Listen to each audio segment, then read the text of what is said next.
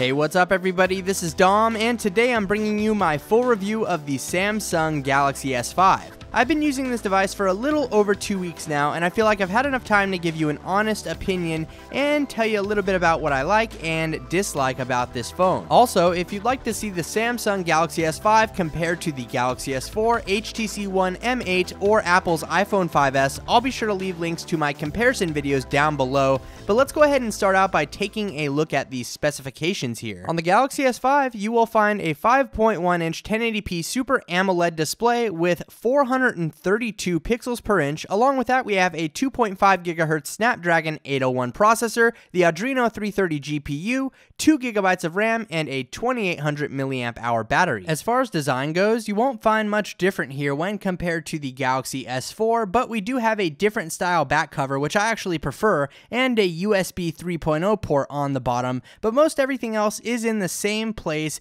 including the small little disappointing speaker. On the backside, we have a 16 megapixel camera, our LED flash, and a heart rate sensor, which we will touch on later in the video. And on the front side, we have an LED notification light there, and we also do have a 2.1 megapixel front-facing camera, our earpiece, and the appropriate sensors. Along the top edge of the device, we have a 3.5mm headphone jack, an IR blaster, and a small microphone. And moving back around to the front, we have two capacitive buttons and a home button that features a built-in fingerprint scanner, which we will check out here later on in the video. As far as build quality goes, yeah, the Galaxy S5 is plastic, so what? In my opinion, this feels a lot better than something that's a little more slippery like the HTC One M8. I actually prefer the design of the Galaxy S5, and that texture on the back is such an upgrade over the back cover on the S4. Of course, a more durable build would be much better because I am a fan of metal smartphones, but overall, this design isn't horrible. As far as key features go with the Galaxy S5, the first one is its beautiful 1080p 5.1-inch Super AMOLED display. This thing is gorgeous, and it looks great in pretty much any condition. I just don't think there's anything on the market quite like it. Now, we also do have a port cover on our USB 3.0 port down here at the bottom, and that is because this device is IP67 dust and water resistant, meaning it can withstand being under 1 meter of water for up to 30 minutes, and that is why we have that little gasket there covering up the battery and the micro SIM card slot and the micro SD card slot. So this little gasket on the back cover will keep everything sealed along with that port cover found over the USB 3.0 port, and like I said, it's water resistant. You can put it in a cup of water, you can drop it in the toilet, drop it in the bathtub, and it should be okay, but I wouldn't recommend trying this at home, obviously. Another key feature here on the Galaxy S5 is the fingerprint sensor that's built into the home button. Now, don't get me wrong, this does work, but it's not as accurate or, I guess, as consistent as I would like it to be. Of course, if you do swipe your finger directly over the pad completely vertically, it will read your fingerprint, but you have to be very specific in the way that you slide your finger, or else you won't be able to unlock your phone and it gives you some kind of crazy error. So it's not as easy to use as I would like, but it does work at the end of the day if you're very strict with it. Now, we also do have a heart rate sensor here on the back, which does work, but in my opinion, that's more of a gimmick. I mean, it's cool to have on the back of the phone, but it's just not something that I will find myself using on a daily basis. If you're a fan of taking photos and videos on your smartphone, you're definitely going to love the 16 megapixel shooter on the Galaxy S5. The autofocus is fast, the pictures are crisp in the right lighting, and it's capable of shooting video up to UHD resolution.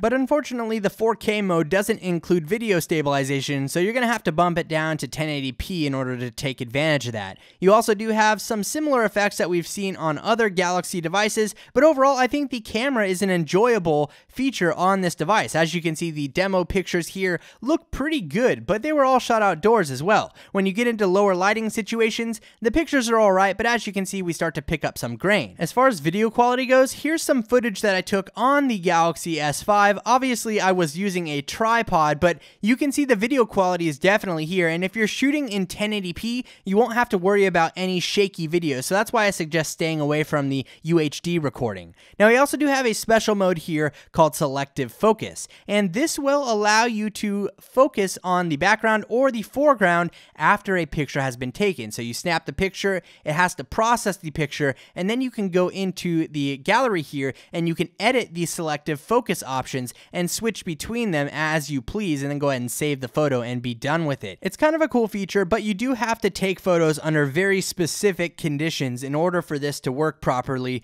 and overall it's just not something that I'm going to dig into the camera app for to use every day. Next up, I want to talk about some of the Galaxy S5's software specific features. Out of the box, this device is running Android 4.4.2 KitKat, and overall the experience is very enjoyable. It's not plagued with the infamous TouchWiz lag that we've seen on previous Galaxy devices, though don't get me wrong, it does lag a few places here and there, but overall the experience was enjoyable. There was really nothing that I found myself complaining about, and the device handled my daily activities with ease. One thing that you might find to be painfully slow is pulling over My Magazine. This is Samsung's new Flipboard powered reader, and overall it's pretty good, but that animation, man, is so slow, it's painful. And it's not because the device can't keep up, it's just because of some poor animation speed choices, in my opinion, in TouchWiz. Obviously other things can open up with speed, but when it comes to My Magazine, it is painfully slow. So if you don't like that, or you're not going to use it, you can actually disable it within the home screen settings by unchecking the My Magazine option. One feature that I really enjoy on the Galaxy S5 is Toolbox, which can be enabled within the notification panel, and it puts this little bubble on your screen that follows you around everywhere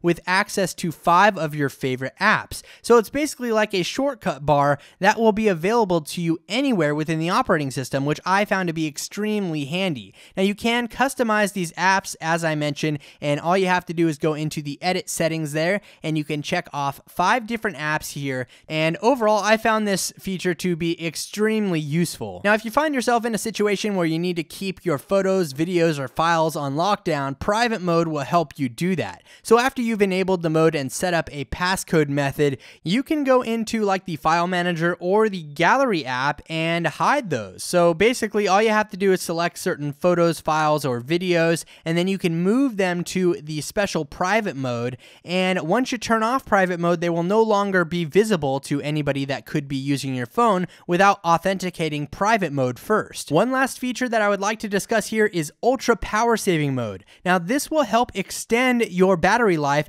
and it will do that by changing the color of the screen to grayscale and restricting the user interface, as you can see right here. But Samsung says that this mode will actually offer you up to an additional 24 hours of standby time when your device hits 10% battery life. And it's pretty cool because you can add some other apps here, like, yes, Twitter. I can tweet in black and white on the Galaxy S5 here in ultra power saving mode. But overall, I did find the feature to be useful, and it does conserve the battery like it says, but you are actually giving up a lot of features and functionality on the Galaxy S5 in order to do so. I realized that I didn't point out every single feature when it comes to the Galaxy S5, and if I did, this video would probably be like 30 minutes long. But if you're into that kind of thing, grab some popcorn, and I will be sure to leave a link to my good friend Detroit Borg's video down below in the description. Now, overall, this is just meant to be my basic opinions about this device. Do I like it? Yes, I do. Are there things that could be improved? Yes, and I hope I've explained those to you throughout this video. But overall, I think the Galaxy S5 is a great smartphone, and I would recommend it. The battery life is decent. With average use, I got about a full day, so no complaints there. And Samsung just improved on some of the things that I didn't like about the Galaxy S4, and I'll take that any day of the week. I would rather have slight improvements than massive feature upgrades like a fingerprint scanner or a heart rate sensor that I'm probably never going to use on this device, but that's just my opinion. Let me know what you think about the Samsung Galaxy S5 down in the comments section below, and be sure to leave this video a thumbs up if you enjoyed it. Also, feel free to subscribe if you're not already for more content like this in the future. Thanks again for watching, everybody. This is Dom, and have a great day.